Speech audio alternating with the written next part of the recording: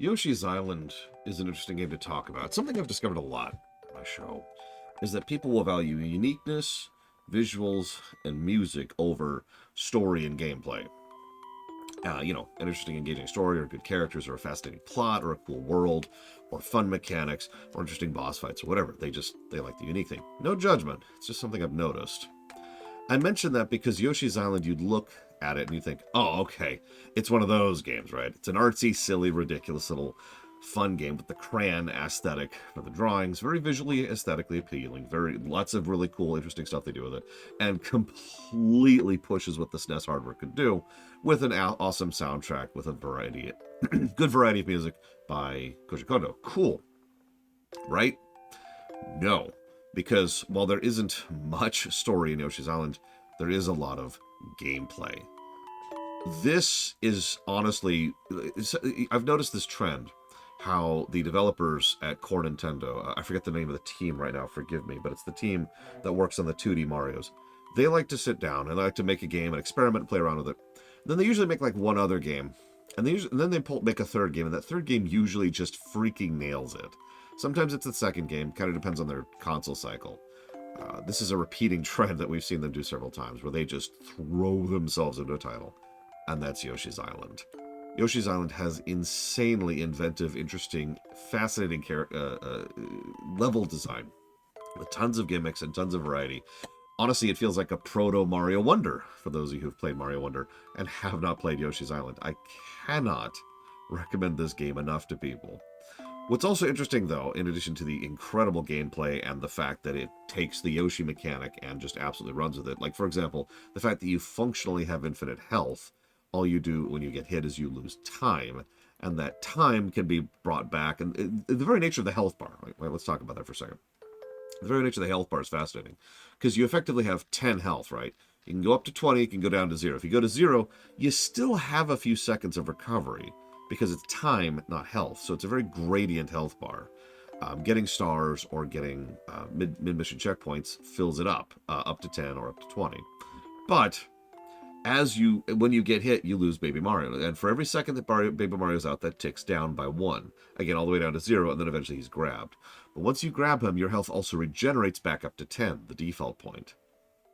This is a wonderfully granular design, and it even has another extra nuance to make it even more interesting. If you're hit again while Baby Mario's out, you actually get hit more. You basically get stunned. It's like, costing you more time, since time is actually your health bar. It's a very, very cool system.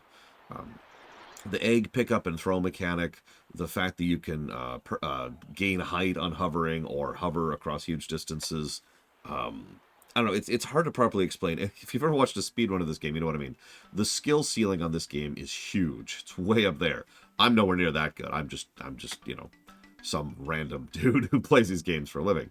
But people who really bother to master the art can do some absolutely bonkers things with this game, just like most of the really, really good Mario games. Then you get to the level design, which is just so good. I cannot summarize it. That's this is the summary you're getting. If you want the more in-depth thing, that's what the stream is for. Although occasionally we do highlight reels. Those are all volunteer work, if you're wondering. So that's why those don't happen all the time. Much praise and shout-outs to the team who puts together those highlight reels, though. They're awesome. But I was going to talk about the story, if you could call it that. Because what's really interesting is Mario Brothers 3, World, and Yoshi's Island all actually form one relatively cohesive trilogy. So, Yoshi's Island happens first, of course, and occurs almost entirely on the realm of Yoshi's Island itself.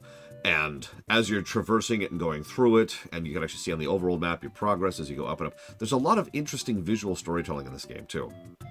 As you go up through World, I want to say 4, for example, you really do feel yourself going up the tower. And then World 5 as you go up the mountainside. And then World 6 when you go over to, the Dark World, a.k.a. the Dark World from Mario 3. So all of that's really cool and interesting and fun. And then you successfully get Mario onto his parents. We're going to ignore the DS game that completely retcons all this. Just throw it out the window. You successfully get Mario and Luigi to their parents, rescue the kids. Yoshi's cool with them. Awesome. This also helps to explain why the Yoshi clan is so friendly back when it comes to Mario World sometime later. And why, when it's like, hey, our babies are injured, please help us, one of the first things they turn to for help on that is the Mario team. Sure, that tracks. Fast forward a bit to Mario 3, which is, for all intents and purposes, a retelling, a proper remake, if you will, of Mario 1. So, functionally, Mario 3 is actually the first in the timeline, as far as those games. I guess technically Yoshi's Island is, but you get my point. So Yoshi's Island, Mario 3. Mario 3 happens. Bowser sends out his kids. It's his major attempt, right? It's his big shot at conquering the various kingdoms. Notice it's not just the Mushroom Kingdom. That's also kind of cool. A little bit of world building that's going on there.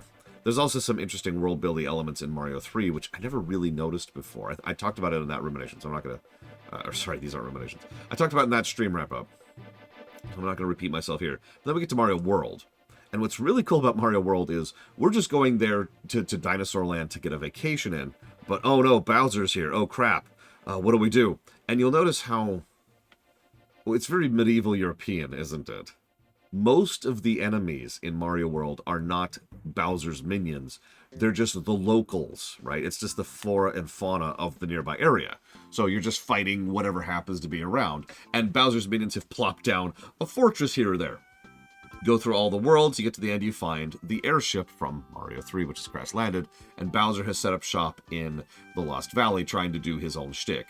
There's some theories that the Valley and Bowser's Valley and Dark World are the same place. I don't buy that, because the whole point is that this is a whole separate area. It could, however, be argued that Bowser's Valley is actually where the final world is in Yoshi's Island. Not sure I believe that. It fits too much better for it to be the Dark World. Apologize for the noise. So, that all lines up, and that's cool. It's not much.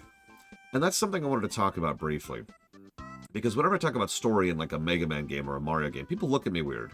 And I think that's because of the way we tend to use the word story. Because what we mean when we say the word story is the word plot. The sequence of events that happen. You know, you go and you fight this guy, and it turns out he was his son. Oh my god. And then we're going to go here, and then we're going to meet this person, and there's this great character adventure. The sequence of events that tell the story. But story is more of an umbrella term, and it refers to all different types of adding continuity, context, and reason behind why the events happen. This is true in movies, shows, books, and of course, games. And Mega Man games and Mario games, when they're really good, tend to have a strong story axis. It's not something that I'm going to, it's not like it's going to beat a Final Fantasy game, or a Dragon Quest game, or a Yakuza game, or a God of War game, or whatever. But there's still some interesting story here, and that's why I wanted to bring that up, because a lot of people look at me weird, and they're like, you're dumb and you're stupid, and while I am dumb and I am stupid, I don't think I'm wrong about this particular point. The visual flair, the visual continuity, the background storytelling, the doodads, the atmosphere, the tone, the vibe, the connecting points across games, that adds something there. It gives a little bit of background meat and context to otherwise just being a box running around in a series of platforms.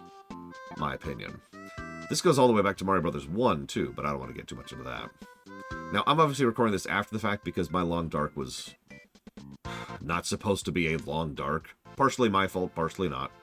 So I do apologize. We'll be catching up a little bit as I go through the rest of the Mario games and do the post-stream wrap-ups for these. I hope at least some of you are liking these, by the way. I'm setting this to the end, because only people who actually watch this to the end can even see this question.